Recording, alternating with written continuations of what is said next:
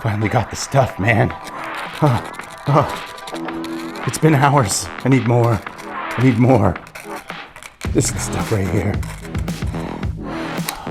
Oh, come to Papa.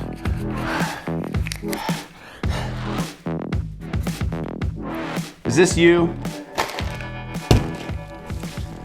If it is, you don't need to take this test. You're a sugar addict.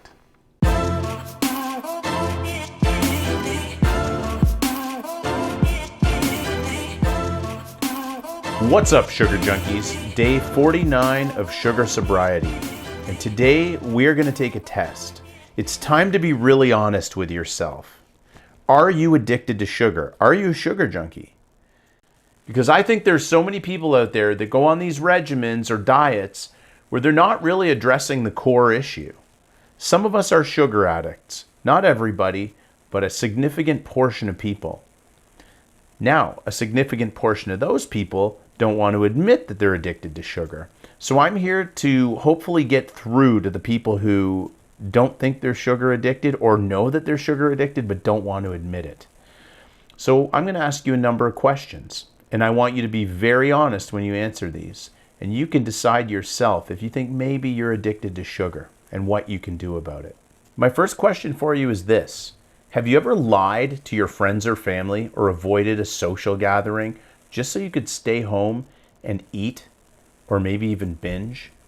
I kind of use binging and sugar addiction a little bit interchangeably here because you'll see that if you are addicted to sugar, you're way more likely to binge. And if you cut sugar out of your life, it makes it much easier to quit the binging.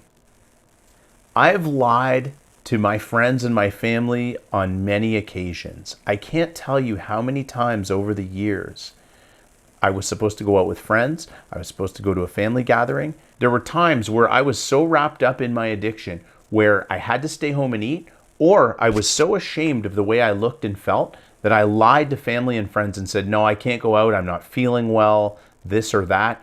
But really what I was doing was staying home and just wrapping myself up in my addiction. It's pathetic and it's embarrassing and it's hard to talk about, but I've done it many times over the years. And just kind of take a look in the mirror and tell me, have you ever done that? I bet you have. If you're anything like me, I bet you have.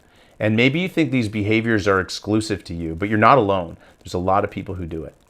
Number 2, do you continue to eat sugar and carb-heavy foods despite the fact that you know it's damaging your health and your well-being? Physical health, mental health.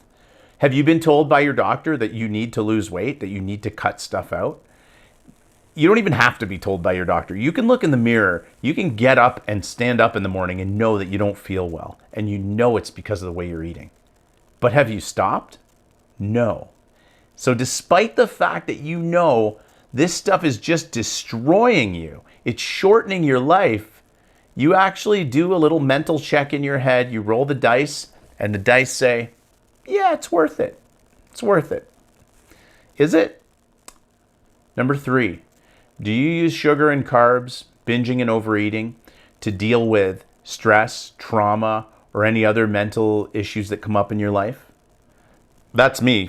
When I get stressed out, I know there's people, when they get really stressed out, they don't eat. I got a good friend like that. When they get really stressed out, they turn into a ghost. You can tell they're stressed because they just lose weight. They stop eating. There's a lot of people like that. If you're a sugar addict, you don't do that.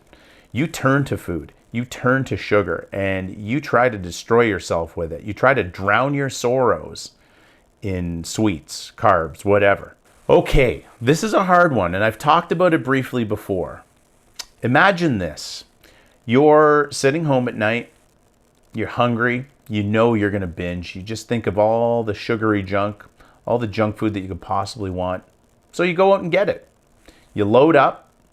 You're in a moment of weakness. Your addiction's getting the best of you. You don't know it. You're just hungry. Whatever. You haven't eaten all day.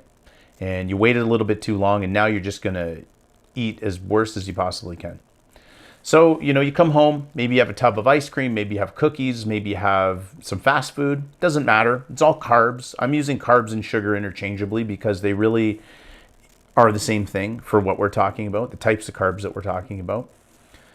So, you binge. You eat as much as you can. but you still have a lot of food left over because your brain told you that you could eat way more. You just wanted to make sure that you didn't run out. So, you want to make sure you're taking care of yourself, right? So you're done. You're done eating. As soon as you're done eating, you probably know this feeling. This is another one. If you felt shame after you eat, then you're obviously a sugar addict. You're addicted. Now, you feel that shame. And now you say, you know what? I'm done. I'm not going to eat any more of this stuff. So you take the remaining food that you got and you throw it in the garbage because you don't want to binge again. You don't want to go after that sugar again. If you've ever done that, you don't need to go through the rest of this test. You're a sugar addict. But let me take it a step further because this is what I do or what I've done. Later on, a couple hours pass, you start to feel a little better. You're not hungry. You're not hungry, but your brain tells you, get more of this stuff. I creep back up to the garbage. I go into the garbage. I look around. I say, some of this food is okay. Some of this food's going to be all right. And I take whatever out, say it's cookies or whatever, and I'll break off the pieces that I think are safe to eat from the garbage. Disgusting. Disgusting. Is that sugar addiction? If that's not addiction, and if you think that's not addiction, then I have no help for you. You're not ready. But that is being in the throes of addiction, and your brain is telling you that that's okay. You've got a problem. And believe me, I have a problem with sugar. If I can kick this thing, anyone can kick this thing. Brings us to our last question, and the most important. If I told you to quit sugar for 3 weeks, which, by the way, includes bread and pasta and those kind of carbs, could you do it? Just put the sugar down for 3 weeks. If your answer is no, you're a sugar addict. If your answer is, oh, I could do it, I just don't want to. That's what every addict says, by the way. So if that's your answer, you're also an addict. If your answer is yes, I can do this, you could still be an addict, but you know that this is going to be a real uphill battle. So this quiz, there's no points to it. There's no scoring. If you answered yes to any of these, there's a good chance that you have some type of sugar or carb addiction. So what do you do to stop it? Well, this is what I've done to stop it and what's really, really worked for me. And the answer is not an easy one. It's something that you're really, really going to have to work at. It also involves answering the last question. You have to quit sugar and carbs for 3 weeks. Let me say it again. You must quit sugar and carbs for 3 weeks. I know it's hard. I know it's one of the hardest things that I could possibly do. But if this guy can do it, you can do it. I'm closing in on about 30 pounds lost in 2 months of no sugar. Now, did I do anything magical? Not really. Do I have some kind of system? Not really. The most important thing you can do is make sure that you cut this stuff out of your life. If you can do it, then you can deal with your addiction. You'll never solve your addiction. You'll never get over your addiction, but you can manage your addiction. Will you falter somewhere down the road? Probably. We're all human.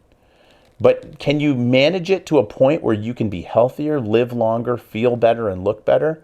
Absolutely. Just look at my videos of me 2 months ago, what I look like, my side by side.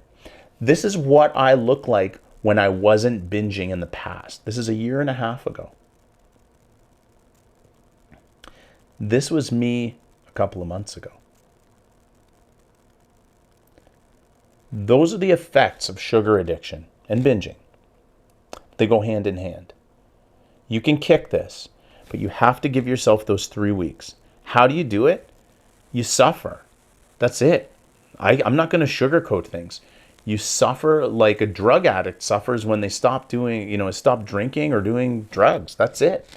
You need to suffer through those 3 weeks, and then I promise you, there's a light at the end of the tunnel and you will feel better. There's lots of resources for this. There's lots of places that can help you. The Sugar-Free subreddit is a great place to start because they will direct you to other resources. I'm going to put that in the link below. I'm also going to put the link below to a very good book, The Case Against Sugar. That is a fantastic book.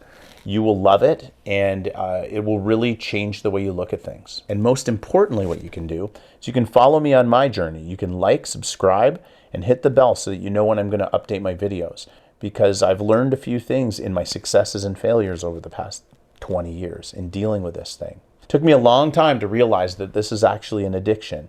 No cheat days. Those don't work for people like us. Cheat days, you would never tell an alcoholic to have a beer once a week. So you have to keep that in mind. If you say, oh, I really want to cut sugar, but I like bread, well, then you're probably going to fail at some point. Maybe not. Maybe your addiction's not as strong as mine.